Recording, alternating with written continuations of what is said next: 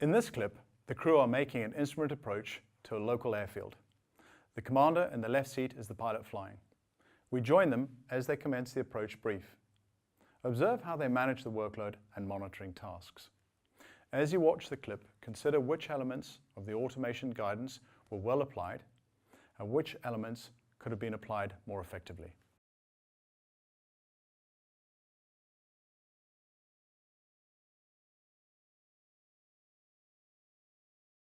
So we set up airspeed LNAV, vertical speed, hold pre, down to 2000. Is check set? 1013. Great. Right, shall we have a look at the approach checks, please? Approach checks, and I can dig out the plate, and there's the plate for the approach into Scasta. Oh, great, thanks. Okay, well, if I give you control. Okay, I have control. You have, and I'll run through a brief into Scasta. Okay, it's understood. So it's localizer DME runway 24 into Scasta. It is. And we're going to look at the gear new arrival. Actually, should we have a look at programming it into the RNAV? Yeah, we could do that. Yeah, okay, let's have a look then. So we're going to go. Skylark 356, Samba radar, reduce speed 100 knots for spacing. Some radar Skylark 356, reduce speed 100 knots. Okay, I'm just going to decouple airspeed. The autopilot's a bit slow. Decouple. So Okay. decoupling airspeed Got, and slowing the aircraft down to 100 knots. Okay, right, what we're looking at. So flight plan menu arrive. So we're going to go to. Give me a hand with this. I'm not. Yeah, runway 24. So select 2. Number 2. Yeah, there we go. Number 2 is good. No star. No star. And localizer 24. So number 1. Number 1 it is. Yeah, looks good.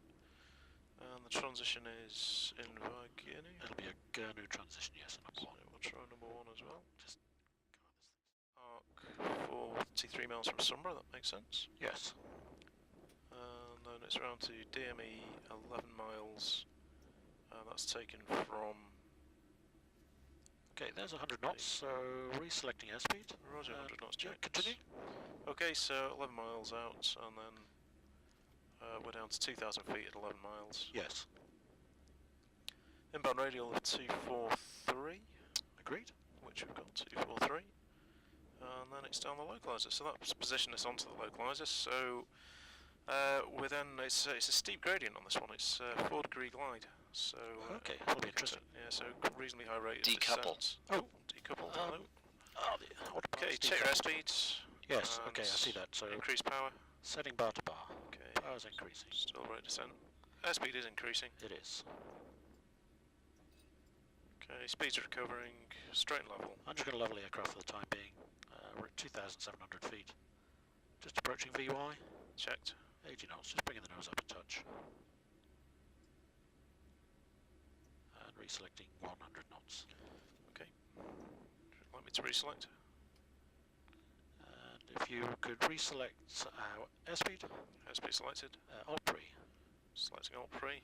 and 2,000 nav. feet. And selecting Nav. I see airspeed, LNAV, vertical speed, all captured, all pre-armed in white. Is checked and confirmed. And that's 500 feet to go. And 500 to go.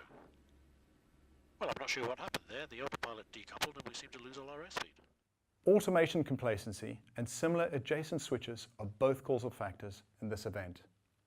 As we saw, the pilot flying elected to decelerate whilst 2Q3 axis in order to reduce the indicated airspeed at a rate faster than could be achieved through remaining airspeed coupled.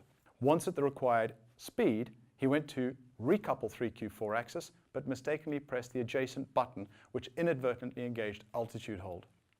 The aircraft remained 2Q3 axis coupled, and the inadvertent mode selection went unmonitored as the crew were distracted by programming the FMS. As the autopilot attempted to capture the reference altitude using the pitch channel, the airspeed continued to reduce until it caused the upper modes to decouple. As neither pilot was monitoring the primary flight display, it was the decoupled audio warning that alerted them to the situation.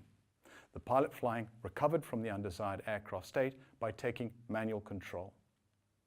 It is essential that whenever a mode is selected, engaged, or otherwise changed, the action is verbalized as it is carried out, and it is actively monitored by both the pilot flying and the pilot monitoring by communicating the change observed on the AFCS status display located at the top of the primary flight display. The terminology will depend on your SOPs.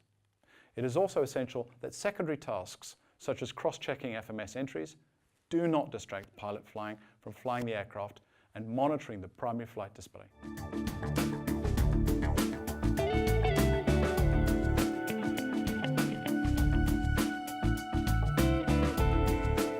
In this next clip, note how the inadvertent selection is quickly identified by the pilot monitoring, who is monitoring the AFCS status display. Let's see what we've done.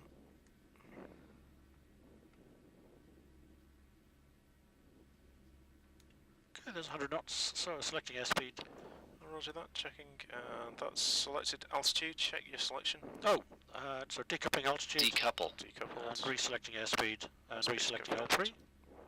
Okay, I've got airspeed on pitch at 90 knots to adjust. Yeah, just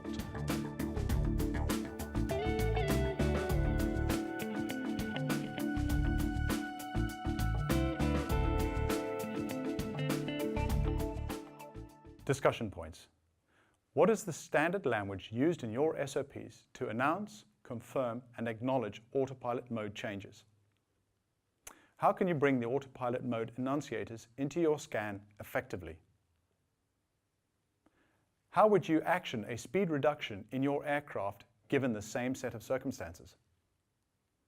What are the potential dangers associated with programming the FMS in flight, and how can these be dealt with?